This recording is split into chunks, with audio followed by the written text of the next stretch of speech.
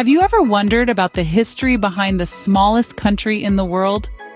Our journey begins in the 4th century BC, at the site of the modern Vatican. This was once the location of the necropolis of Nero's gardens, a resting place for Rome's rich and noble. Emperor Nero, with his penchant for grandeur, chose this site to erect a palace, forever entwining the Vatican's name with the Roman Empire's history. But the Vatican's story is not just about emperors and their palaces. It's about a shift in the world's spiritual landscape. In the 4th century AD, the Roman Empire officially recognized Christianity. The first Christian emperor, Constantine the Great, gifted Pope Sylvester I a palace on Vatican Hill. This was more than a gesture of goodwill. It was a shield, a sanctuary for the Pope who embodied the Catholic Church. This palace wasn't simply a residence. It evolved into a refuge for believers, a place of solace during periods of persecution. As the centuries rolled on, the Vatican's role expanded. By the 5th century, Pope Leo I had transformed his home into an Etrurian sanctuary, a hub where art and culture thrived. It was here that architectural marvels like St. Peter's Cathedral began to rise, some of its walls still standing strong today. The Vatican wasn't just known as an artistic epicenter.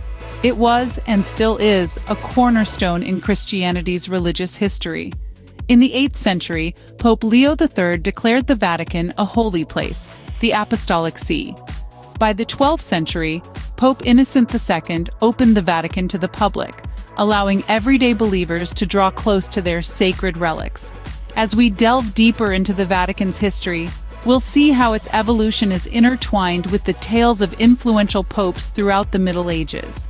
We'll explore how art and architecture became the Vatican's focal point, and how the Pope's residence underwent significant restoration work in the 19th and 20th centuries. But it was not until the 4th century AD that the Vatican began its journey to become the center of the Catholic Church.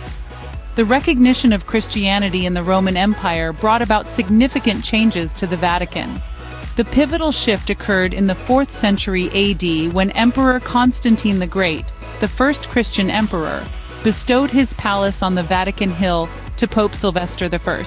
This move was not just a generous gift, but a strategic decision to offer protection to the Pope, who was the embodiment of the Catholic Church.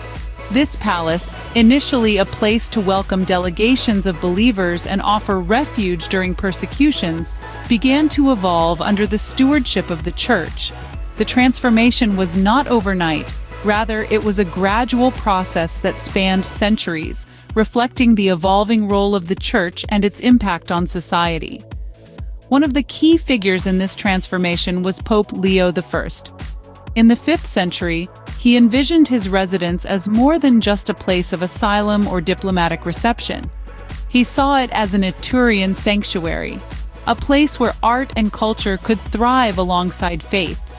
This vision led to the creation of architectural wonders like St. Peter's Cathedral, an architectural marvel that still stands today, bearing testimony to the Vatican's rich cultural heritage. The Vatican's evolution, however, was not confined to art and culture. It also took a central place in the religious history of Christianity. This was evident in the 8th century when Pope Leo III declared the Vatican a holy place, the Apostolic See. A few centuries later, in the 12th century, Pope Innocent II opened the Vatican to public visitation, allowing ordinary believers to approach the religious shrines. The Vatican thus became more than just a physical space. It transformed into a spiritual epicenter, a symbol of faith, and the heart of the Catholic Church. Its walls, its art, and its very existence became a testament to the enduring influence of the Church and the faith it represented. But the Vatican was not just about art and culture. It was also a central place in the religious history of Christianity. In the 8th century, the Vatican's religious significance grew even more. The Pope at the time, Leo III, made a monumental declaration that would forever shape the Vatican's identity. He proclaimed the Vatican as a holy place, an apostolic see. This term, apostolic see, refers to the Pope's ecclesiastical jurisdiction. It is a nod to the apostolic succession, the uninterrupted line from the apostles to the present-day bishops and popes. Leo III's declaration was a pivotal moment in the Vatican's history. It solidified the Vatican's status as a spiritual hub, a beacon for Catholic believers worldwide. But the Vatican was not just a symbol, it was a physical space, a place of pilgrimage and worship. Fast forward to the 12th century, and we see Pope Innocent II making another significant move. He opened the Vatican to public visitation. This decision was not made lightly. It meant that the Vatican was no longer just a refuge for the Pope or a meeting place for dignitaries. It was now a place for the everyday believer, a place where they could approach and venerate religious shrines. Opening the Vatican to the public was a game changer. It allowed ordinary people to engage with their faith in a tangible way. They could walk the same halls as their spiritual leaders, pray in the same chapels, and admire the same art and architecture. It was a profound experience, one that made their faith feel more real, more alive. And so, by the 12th century, the Vatican had firmly established itself as the Apostolic See. It was a place of spiritual significance, a place of pilgrimage and worship, a place that welcomed all believers. But the Vatican was not done evolving. However, the Vatican continued to evolve, playing an even greater role in the Middle Ages. The centuries that followed would see the Vatican becoming a political power, an art patron, a protector of knowledge and culture. But those are stories for another time. For now, let's marvel at the Vatican's journey from a Roman necropolis to the Apostolic See, a journey that is as fascinating as it is inspiring.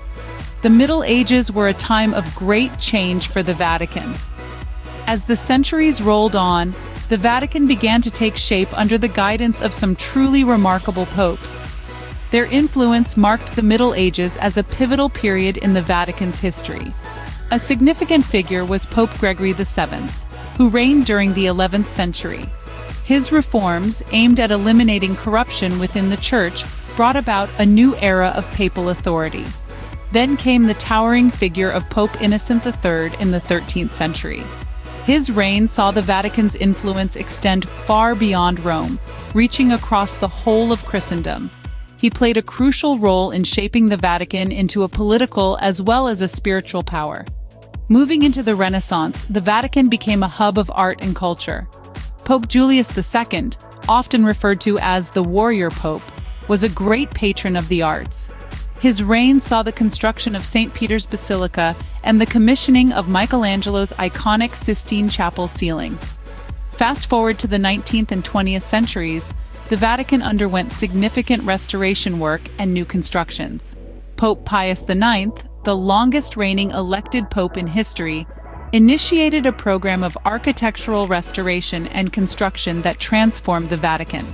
His papacy brought about the creation of the Vatican Railway and the establishment of the Vatican postal system. In the 20th century, Pope Pius XI commissioned the construction of the Vatican city walls, further solidifying the Vatican's status as an independent city-state. His reign also saw the signing of the Lateran Treaty, which officially recognized the Vatican's sovereignty. The Vatican's evolution didn't stop there. It continued to grow and adapt, always mirroring the changing needs and aspirations of the Catholic Church.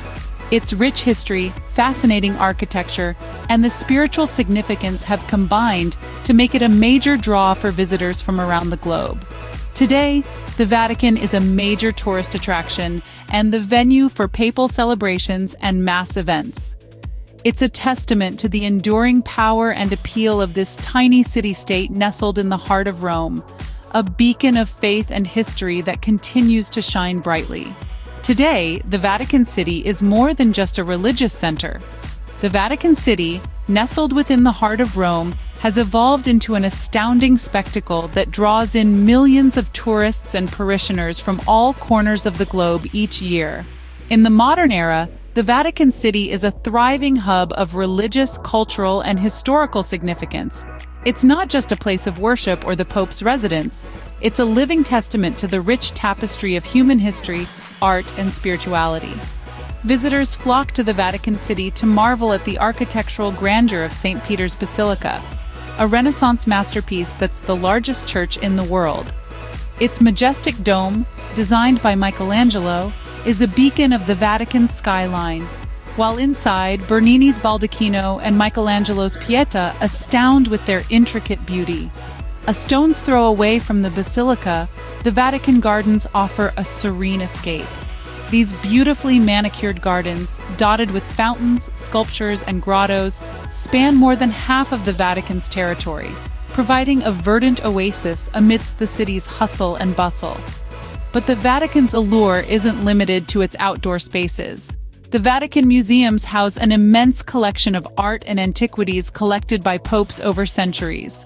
From the ancient Roman and Greek statues to the stunning frescoes of the Sistine Chapel, every corner is a testament to the Vatican's commitment to preserving and promoting culture. In addition to being a tourist hotspot, the Vatican City continues to serve as a spiritual epicenter for the Catholic faith. It hosts numerous religious events throughout the year, including the Papal Audience and Easter and Christmas Mass, drawing in faithful from across the world. But perhaps the true magic of the Vatican City lies in its ability to blend the past and the present seamlessly. It's a place where ancient traditions meet modern beliefs, where history is a living entity, and where faith, culture, and art coexist harmoniously. From its humble beginnings to its present-day glory, the Vatican City remains a significant part of the cultural heritage of mankind. That's a wrap for today, folks. If you enjoyed, tap that like button. Don't miss out on the fun. Subscribe to stay tuned. The excitement is just beginning.